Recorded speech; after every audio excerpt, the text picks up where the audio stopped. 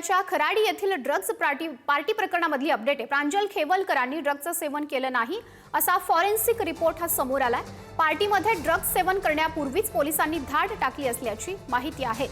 एकनाथ खडसे यांचे जावई प्रांजल खेवलकर यांच्यासह 6 जणांना या रेव पार्टी प्रकरणी अटक झालेली होती। जावई प्रांजल खेवलकर तब्बल 2 महिन्यांपेक्षा अधिक काळ हे जेलमध्येही होते। ड्रग्ज पार्टी प्रकरणाचा फॉरेन्सिक रिपोर्ट पोलिसांना प्राप्त झालाय आणि या रिपोर्ट न्यायालयामध्ये सादर करण्यात आला, ज्यामध्ये त्यांनी ड्रग्जचं सेवन केलं नाही असा अहवालामध्ये निष्कर्ष निघाला असल्याची माहिती समोर आली आहे। याबाबतची अधिकची माहिती जाणून घेऊयात। प्रतिनिधी बालाजी पोद्दार आपल्याशी जोडले गेलेले आहेत। बालाजी, अधिकची माहिती।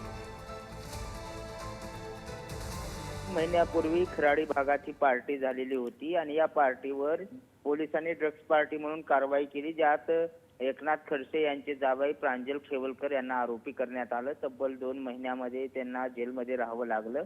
मात्र हे सगळी राजकीय सूडबुद्धीने कारवाई होत असल्याचा आरोप त्यावेळी करण्यात आला होता आणि त्यानंतर जे फॉरेन्सिक रिपोर्ट आता पोलिसांना प्राप्त झाले, जे पोलिसांनी न्यायालयामध्ये दाखल सुद्धा केलेले आहेत, चार्जशीटमध्ये दाखल केलेले आहेत आणि ड्रग्ज सेवन करण्याच्या अगोदरच आम्ही त्यांना ताब्यात घेतलेलं होतं, कारवाई केली होती असा दावा जो आहे तो पोलिसांनी केलाय। त्यामुळे पोलिसांच्या तपासावर सुद्धा आता संशय व्यक्त केला जातोय, कारण यापूर्वी ससूनच्या सुद्धा रिपोर्टमध्ये जे आहे ते त्याने कुठलीही अल्कोहोल सेवन केलं नसल्याचं म्हटलं होतं। त्यामुळे या सगळ्या कारवाईकडे आता संशयास्पदरित्या बघितलं जातंय, कारण राजकीय हेतू होता का किंवा ही कारवाई का केली गेली आणि यामध्ये जर ड्रग्सच नव्हतं तर मग पोलिसांनी इतक्या तत्परतेने कारवाई का केली, असे अनेक प्रश्न आता निर्माण झालेत।